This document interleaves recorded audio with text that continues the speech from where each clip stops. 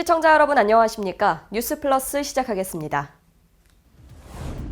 민주당은 7월 임시국회 내에 부동산 정책을 통과시킨다는 의지를 보였습니다. 이낙연 의원과 김부겸 전 의원이 전당대회 출마 의사를 밝혀 치열한 접전이 예상됩니다. 정의당은 차별금지법안의 통과를 촉구하고 나섰습니다. 정부가 복잡했던 거리두기의 명칭을 사회적 거리두기로 통일하고 3단계로 구분해 시행하기로 했습니다. 여수시의 아픈 역사인 11구 여순 사건을 소재로 한 영화 동백의 제작 발표회가 열렸습니다. 한 주간의 국회 소식입니다. 부동산 투기 문제가 날로 심각해지고 있습니다. 매번 이런 과열 양상을 잡기 위해서 정부는 부동산 정책을 발표하고 있는데요. 민주당은 7월 임시국회 내에 부동산 정책을 통과시킨다는 의지를 보였습니다. 당정이 부동산 과열에 강경 대응하는 정책을 발표하겠다며 연일 부동산 시장 안정화 의지를 밝히는 가운데 지난 8일 민주당 최고위원회의에서 이해찬 대표는 7월 임시국회에서 부동산 관련 정책을 통과시키겠다고 말했습니다.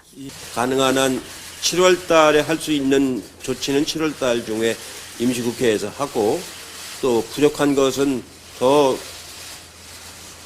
정책을 신중하게 검토해서 정기국회에 가서 더 보완할 수 있도록 차제에 다시는 이 아파트 양도 차익으로 터무니없는 이렇게 돈을 벌 수 있다라고 하는 그런 의식이 우리 사회에서 사라질 수 있도록 최선을 다하도록 하겠습니다. 이어 김태년 원내대표는 다주택을 보유하고 있는 여당 소속 의원들에게 주택 한 채만 남기고 모두 처분하라는 의견을 피력했습니다. 민주당은 총선 후보자에게 2년 안에 실거주의 주택에 대한 처분 이행을 서약했습니다. 민주당은 의원총회에서 이러한 두 가지 원칙을 공유하고 신속하게 절차를 밟아 나가도록 하겠습니다. 한편 정부 여당은 현행 공시지가 기준 6억 원인 다주택자 기본공제를 낮춰 실효세율을 높이는 방안도 검토하고 있다고 밝혔습니다. 다만 다주택자에 대한 취득세는 강화하되 거래세는 손대지 않는 쪽으로 방향을 정했다고 덧붙였습니다.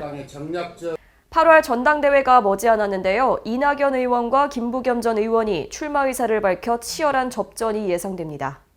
지난 7일 더불어민주당 이낙연 의원이 국회 소통관에서 기자회견을 열고 8월 전당대회에 당 대표로 출마한다고 선언했습니다. 저는 8월 29일 민주당 대표 선거에 출마하기로 했습니다. 선친이 평생 사랑하신 민주당, 저를 성장시켜준 민주당의 헌신으로 보답하겠습니다. 당초 민주당의 전당대회에는 전임 원내대표를 지낸 홍영표, 우원식 의원 등이 출마할 것으로 알려졌지만 두 의원은 개인 SNS를 통해 전당대회에 출마하지 않을 것이라고 밝혔습니다. 이 의원의 맞상대는 현 정부의 행정안전부 장관을 지낸 김부겸 전 의원으로 결정됐습니다. 김 전 의원은 지난 9일 여의도에 있는 더불어민주당 중앙당사에서 기자회견을 열고 전당대회 출마를 선언했습니다. 이 시대의 가장 절박한 과제를 해소하기 위해서는 누군가는 고함을 치고 누군가는 울부짖어 주는 것이 바로 정치인의 역할이다. 그런 점에서 김부겸이가 이 시기에 제일 잘할 수 있는 역할이 있다. 그래서 이번에 당대표에 도전했습니다. 이번 민주당의 전당대회는 이낙연 의원이 대선 지지율 1위라는 이름값에 힘입어 싱겁게 승리할 것으로 예상됐으나 김 전 의원이 대선까지 포기하면서 당권에 도전하는 등 배수의 진을 치고 나와 치열한 양상이 될 것으로 전망됩니다. 최근 인종차별 문제로 전 세계인이 분노했죠. 우리 사회에는 인종차별뿐만 아니라 성별, 나이, 종교 등 다양한 형태의 차별이 있습니다. 이를 방지하기 위한 차별금지 법안이 발의되는데요. 정의당은 이 법안의 통과를 촉구하고 나섰습니다. 지난 7일 정의당이 여의도역 4번 출구 앞에서 차별금지법 통과를 위한 연설회를 열었습니다. 차별금지 법안은 지난 노무현 정권부터 발의되어 온 법입니다. 그러나 종교계가 동성애 옹호라는 이유로 반대해 매번 실패를 거듭했고 20대 국회에서는 법안 발의조차 되지 않았습니다.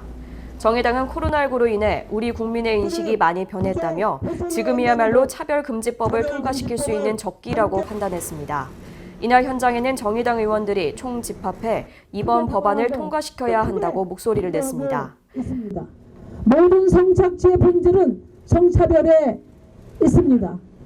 지난 20대 국회 말 N번방 관련법이 가까스로 국회 문턱을 넘었지만 그 법 하나로 모든 폭력을 방지할 수 없을 것입니다. 정의당은 지금 바로 차별금지법이 필요하다고 생각합니다. 더 이상 늦출 수 없습니다. 차별금지법은 차별을 금지하자는 법입니다. 지난달 국가인권위원회 조사 결과에 따르면 국민들 중 10명 중 9명 88.5%가 차별금지법 제정이 우리 사회에 필요하다고 답했습니다. 한편 법안 통과를 위해서는 더불어민주당의 협조가 필요하다는 의견도 있는데요. 차기 대선 주자이자 더불어민주당 전당대회에 출마 의사를 밝힌 이낙연 의원이 차별금지법에 대해 원칙적으로 찬성한다고 입장을 밝혀 21대 국회 내에 이 법이 통과될 수 있을지 관심이 쏠리고 있습니다. 수도권 소식입니다. 생활 속 거리두기와 사회적 거리두기, 또 강도가 세고 약하고 참 헷갈리는데요. 각 상황에서 어떤 조처가 시행되는지도 알기 어려웠습니다. 정부가 이 복잡했던 각종 거리두기의 명칭을 사회적 거리두기로 통일하고 3단계로 구분해 시행하기로 했습니다. 2주 동안 하루 평균 지역 발생 확진자가 50명을 넘지 않으면 1단계가 유지됩니다. 고위험 시설에는 마스크 착용, QR코드를 의무화하는 행정명령이 내려지고 공공시설의 운영이 부분적으로 제한됩니다. 감염이 지속적으로 확산해 의료체계가 감당할 수 없는 수준이 되면 2단계가 적용됩니다. 실내 50명 이상, 실외는 100명 이상 모일 수 없고 결혼식, 장례식 등 사적인 모임도 금지됩니다. 고위험 시설은 운영이 중단됩니다. 확진자가 세 자릿수를 넘어서는 대규모 유행으로 번지면 최고 단계인 3단계가 적용됩니다. 이때는 10명 이상 모임이 금지되며 학교와 유치원은 등교가 전면 중단됩니다. 스포츠 경기는 2단계에서 무관중 경기로 3단계에서는 중지됩니다. 음식점, 미용실, 쇼핑몰도 저녁 9시 이후 문을 닫고 병원과 약국 등 필수 시설만 정상 운영합니다. 방역당국은 지자체와 전문가 자문을 받아 방역 단계를 결정하고 지역별로도 탄력적으로 조정할 예정입니다. 강북구가 원스톱 선별진료소를 설치 운영하는데요. 코로나19 검사를 위한 접수부터 예진, 교육, 검체 채취까지 모든 절차가 한 곳에서 이뤄지게 됩니다. 검사를 받는 사람도 편리할 뿐만 아니라 무더운 여름에도 방호복을 입어야 하는 의료진의 노동 환경이 개선될 것으로 보입니다. 강북구가 코로나19와 관련해 걸어가는 동안 같은 장소에서 모든 검사 절차를 한꺼번에 진행하는 원스톱 선별진료소를 운영합니다. 주로 한 명씩 검체 부스를 이동하는 기존의 방식과 달리 강북구의 워킹스루는 이용 주민의 편의성을 높이기 위해 선별진료소 바깥을 따라 돌면서 검사가 진행됩니다. 투명한 아크릴막 사이에 비닐 장갑이 달린 구멍으로 손을 넣어 검체를 채취하는 글로브월은 의료진과 검사 대상자 사이에 공간을 분리하고 접촉을 최소화해 냉방기나 난방기를 틀어도 교차 감염이 방지됩니다. 특히 진료소 안에는 바이러스와 오염된 공기 유입을 차단하는 양압기가 마련돼 있어 방호복 없이도 근무가 가능합니다. 원스톱 진료소는 접수와 예진, 교육, 검체 채취 등이 이루어지는 창구로 구성되고 행정요원과 의사, 간호사, 임상병리사 등을 한 공간에 배치해 업무 효율을 높였습니다. 강북구는 원스톱 선별진료소를 통해 방호복을 입고 근무해야 하는 의료진의 부담과 피로감이 줄어들고 검사 대상자도 보다 편리하게 의료 서비스를 받게 될 것으로 보인다고 전했습니다. 올해는 코로나19로 인해 건강 문제에 관한 상담이나 진료가 그 어느 때보다도 어렵습니다. 마포구는 이를 해소하기 위해서 보건소의 정보를 담은 건강 안심 길잡이를 만들었는데요. 신체 부위별 의료 서비스 정보를 한눈에 알아볼 수 있게 했습니다. 건강 안심 길잡이는 신체 각 부위별 질환에 따라 마포구 보건소가 제공하고 있는 상담 검진 부서와 그 위치, 연락처 등을 사람 모양의 캐릭터를 이용해 표시하고 있습니다. 특정 의료 서비스에 국한하지 않고 뇌, 심장, 복부, 무릎 등 사람의 모든 신체 부위에서 발생할 수 있는 질병과 이를 검사하고 진료하는 보건소의 정보를 하나의 이미지에 담아냈습니다. 이를 활용하면 주민은 어느 특정 부위만의 정보를 넘어 신체 모든 부위와 관련해 필요한 진료 및 검사를 어디에서 받을 수 있는지 알 수 있습니다. 구는 건강안심 길잡이 자료를 누리집과 SNS를 통해 공개하고 보건소 1층에 있는 민원 안내 키오스크에도 적용해 이미지의 신체 부위를 터치하면 관련 민원 절차나 비용 등을 안내받을 수 있게 할 계획입니다. 의왕시는 신바람 사업으로 저소득층에 에어컨을 지원하고 있습니다. 올여름 특히나 무더위가 예상되고 있는데요. 다자녀 가구와 홀몸 어르신 등의 삶의 질이 높아질 것으로 보입니다. 신바람 사업은 지난달 18일 의왕시와 캐리어 중앙공조, 의왕시 지역사회보장협의체가 협약을 체결해 저소득 주거 취약계층에 에어컨을 지원하는 사업인데요. 캐리어 중앙공조로부터 에어컨을 기부받고 천사 나눔 후원금으로 설치비를 지원하고 있습니다. 지난 2일 이 신바람 사업 현장에 의왕시 관계자들이 방문해 사업 관계자와 에어컨 설치 대상자를 격려했습니다. 100대가 설치될 때까지 계속해서 이렇게 지원을 해주신다고 합니다. 그래서 이것이 아마 저소득층들에 대한 삶의 질을 높여주는 것, 또 나눔 문화에 대한 이렇게 확산을 하는데 크게 기여를 할 것이라고 하는 생각도 들어집니다. 의왕시는 신바람 사업으로 올해는 다자녀 가구와 홀몸 어르신, 조손 및 한부모, 다문화 가정 등 30가구를 추천받아 에어컨을 설치 지원하고 있습니다. 광역시 소식입니다. 코로나19로 인해 많은 서비스가 언택트, 즉 비대면으로 이뤄지고 있죠. 여행도 이 추세를 따르게 됐습니다. 전국 언택트 관광지 100선이 선정됐는데요. 대전에서는 지역 관광명소 10곳이 언택트 관광지에 이름을 올렸습니다. 한국관광공사와 7개 지역관광공사로 구성된 지역관광기관협의회가 국민들이 코로나19를 피해 상대적으로 여유롭고 안전하게 여행할 수 있는 전국의 언택트 관광지 100선을 선정했습니다.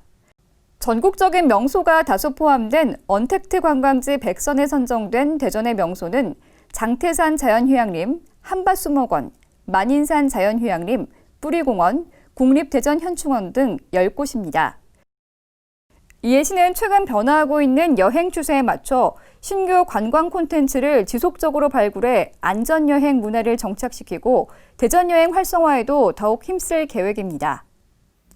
AI 중심 도시 광주를 만들기 위해서 인재 양성은 핵심 축이 되는데요. 이를 책임질 광주인공지능사관학교가 지난 2일 문을 열었습니다. 광주시는 교육생이 교육에만 전념할 수 있도록 기숙사와 교육 장려금을 제공하는 등 최선을 다해 지원하겠다고 밝혔습니다. 이날 개교식은 광주시가 방역 대응 체계를 사회적 거리두기 2단계로 상향함에 따라 간소하게 진행됐으며 인공지능 사관학교는 앞으로 코로나19 확산 예방을 위해 방역 수칙을 준수하며 인공지능 실무 인재 양성에 본격적으로 나서게 됩니다. 우리나라에서 처음 생기는 인공지능 사관학교인 것만큼 저희가 이제 그동안 수업했던 노하우를 다 이제 쏟아 부어가지고 열심히 수업을 진행할 생각입니다. 교육은 광주과학기술진흥원에 마련된 교육장에서 이뤄지며 교육생들은 8월까지 인공지능 알고리즘 등 중고급 과정을 이수하고 9월부터 11월까지는 자동차 등 특화 산업과 공공 분야를 주제로 인공지능 융합 프로젝트 실습을 진행하게 됩니다. 다음은 강원도 소식입니다. 강릉시가 해수욕장 개장과 관련해 특단의 조치를 내렸습니다. 코로나19의 확산 방지를 위해 해수욕장을 찾는 피서객들에게 발열 체크 확인을 뜻하는 손목 밴드를 의무화하고 편의시설을 이용할 때에는 출입 명부도 작성해야 합니다. 놀이공원이나 워터파크 등에서 차는 손목 밴드가 해수욕장에도 도입됩니다. 강릉시는 코로나19 위기 극복을 위해 해수욕장 운영기간인 7월 17일부터 8월 30일까지 강릉 지역의 해수욕장을 찾는 방문객에게 발열 체크를 하고 이상이 없을 경우 손목밴드를 채워줄 계획입니다. 샤워장 등의 편의시설 이용자는 QR코드로 만든 전자출입명부나 수기명부를 작성해야 합니다. 강릉시는 해수욕장 개장 기간 편의시설과 공공장소 등 해수욕장 전 구역을 하루 3회 이상 소독할 방침입니다. 평창군 농업인대학에서는 사과농업을 이끌 인재를 키우기 위한 교육 과정이 시작됩니다. 이번 교육은 평창군의 사과농업을 이끌어갈 유능한 인재를 발굴하고 집중적으로 교육해 전문 기술과 경영 능력을 갖춘 전문 농업인을 육성하고자 진행됐습니다. 교육 내용은 사과 농업을 선도할 유능한 지역 농업 지도자 육성과 재배 면적 확대, 실천 가능한 교육으로 돈 버는 전문 농업인 육성 과정 등입니다. 이번 농업인 대학은 11월 27일까지 100시간을 교육하며 농업인 54명을 대상으로 수강료, 실습비, 중식비가 모두 무료로 진행됩니다. 청소년들이 건강하게 성장하고 다양한 문화활동을 할 수 있는 공간이죠. 횡성군 청소년 문화의 집이 문을 열었습니다.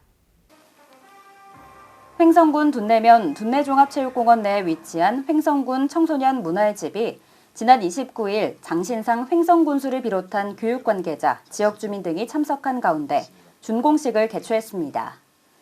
청소년 문화의집은 청소년 활동진흥법에 의한 청소년 수련시설로 총 24억 원의 사업비를 투자해 건물 완공 및 내부 인테리어를 거쳐 준공을 맞았는데요. 지상 2층 규모의 건물에 미디어 자료실과 VR룸, 만화방, 파티룸, 청소년 카페, 동아리방, 자치활동실 등 청소년 중심의 시설을 갖추고 있습니다. 횡성군 청소년 문화의집은 앞으로 문화활동 공간이 부족했던 면단위 지역 청소년들을 위한 진로 탐색과 체험활동, 동아리 활동, 자치기구 운영 등 다양한 프로그램이 운영될 예정입니다. 이어서 충청도 소식입니다. 충북에서는 코로나19로 인해 생계가 어려운 주민을 대상으로 희망 일자리 사업이 시행됩니다. 이 사업은 저소득층 실직자 등 생계 지원이 필요한 도민을 대상으로 총 407억 원을 투입해 291개 사업, 9,327명의 인원을 모집하는 대규모 공공일자리 사업입니다. 생활방역 지원, 농촌 경제활동 지원, 지자체 특성화 사업 등 10개 유형으로 진행되며 도내 11개 시군에서 사업을 시행하게 됩니다. 신청 대상은 현재 도내에 주소를 둔 만 18세 이상으로 해당 시군 일자리 부서 또는 주민센터를 방문해 신청하면 됩니다. 보령시가 지역경제 활성화를 위해 농축협 조합장, 전통시장과 함께 상생협약을 체결했습니다. 보령시는 6월 30일 시장실에서 김동일 시장과 농축협 조합장, 전통시장 상인회장 등 관계자들이 참석한 가운데 농축협 및 전통시장 간 상생협약을 체결했습니다. 협약에 따라 시는 농축협과의 전통시장 상생협약 실천 장려, 농축협은 전통시장의 발전을 위한 지역발전 상생기금 기탁, 농협 시지부는 시와 농축협 간 상생협력 사업 추진, 전통시장 상인회는 지역상권 활성화를 위해 노력하게 됩니다. 김 시장은 이번 협약을 통해 각각의 특성을 존중하며 침체된 지역경제에 활력을 불어넣는 계기가 되길 바란다고 말했습니다. 경상도 소식입니다. 양산 IC 인근 산업단지에서 일하는 근로자들의 가장 큰 수건 사업이었죠. 경부선 양산 IC 인근의 차량 정체를 해소하기 위한 양산 IC 진출 차선 확장 공사 사업이 이달 20일에 준공됐습니다. 이에 따라 15년 만에 정체가 해소될 것으로 보입니다.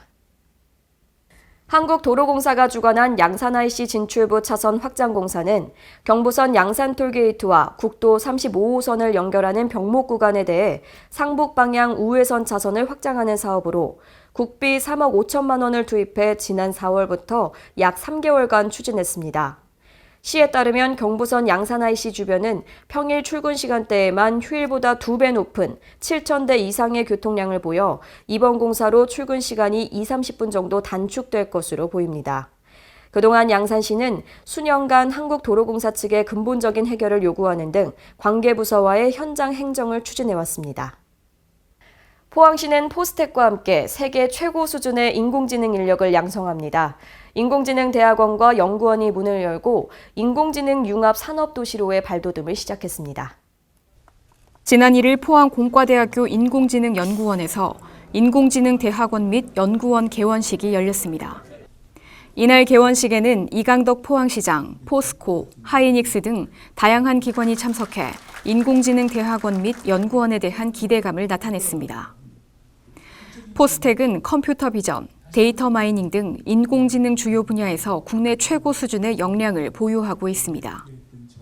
아울러 세계 최고 수준의 AI 분야 교육, 연구, 산학 협력기관으로 성장하기 위해 2023년까지 전임교원을 확충하고 미디어 AI 등 세계 핵심 분야와 바이오 신약, 로보틱스와 같은 9개 분야 중심 융합 연구를 통해 고급 인재를 양성할 계획입니다.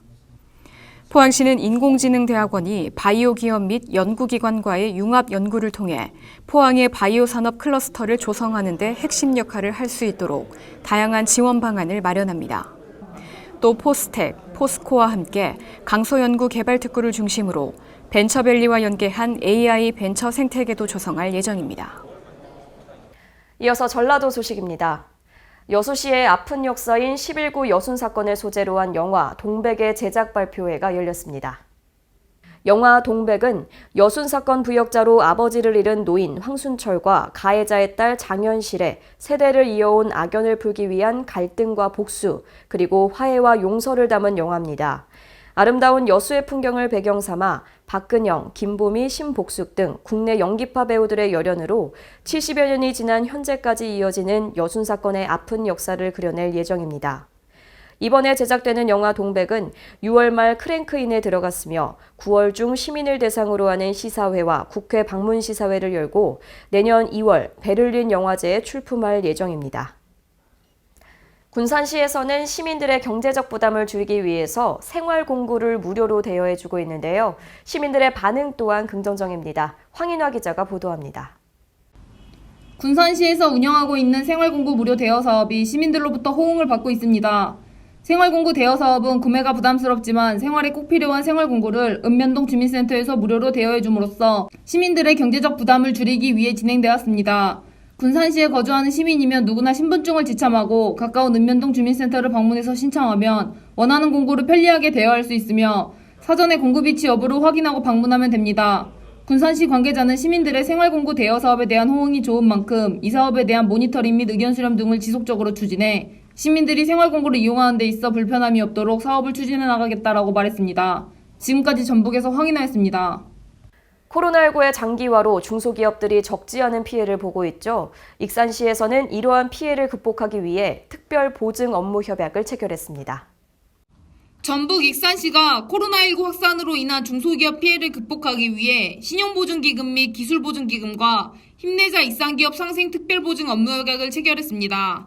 이번 협약은 코로나19로 인한 경기 침체로 어려움을 겪고 있는 중소기업에게 신속한 경영자금을 지원하고 기업의 금융비용을 절감하기 위해 마련됐습니다. 익산기업 상생특별보증사업은 도내 지자체 중 익산시가 유일하게 시행하는 사업으로 익산시 중소기업 육성자금 지원 결정을 받은 기업의 융자 실행에 필요한 보증료를 연간 0.5%까지 익산시가 지원하는 제도입니다. 정원윤 시장은 익산기업 상생특별보증 및 중소기업 육성자금 확대 지원으로 관내 중소기업들의 자금난에 도움이 되기를 기대한다며 앞으로도 중소기업에 실질적인 도움이 되는 시책 발굴 및 추진에 만전을 기하겠다고 말했습니다. 지금까지 전북에서 황인했습니다. 완주에 있는 대한민국 술 테마박물관은 다양한 기획 전시와 프로그램을 운영하고 있는데요. 이러한 성과를 인정받아 우수박물관으로 선정됐습니다. 보도에 황인아 기자입니다. 전북 완주 대한민국 술테마박물관이 문화체육관광부에서 시행한 공립박물관 평가에서 우수박물관으로 선정됐습니다. 공립박물관 평가인증 제도는 매 2년마다 전시, 유물, 교육, 시설, 인력, 홍보, 운영 등 8개 분야 36개 항목에 배점을 두고 서류 및 현장심사, 전문가 실사 및 대면평가 심사위원회 등 3단계에 걸쳐 진행됩니다. 개관 이래 첫 평가를 받은 대한민국 술테마박물관은 도내 박물관 가운데 가장 활발하게 기획 전시를 펼쳤으며 연중 진행되는 술빚기 전문 강좌와 발효체험 등 특성 있는 프로그램도 호평을 받았습니다. 박물관 관계자는 최근 와인 전시관 디오니소스 신전과 트리가트 포토존 등 볼거리, 체험거리 등을 새롭게 보강했다며 많은 분들이 관심을 가져주셨으면 좋겠다고 소감을 전했습니다. 지금까지 전북에서 황인했습니다.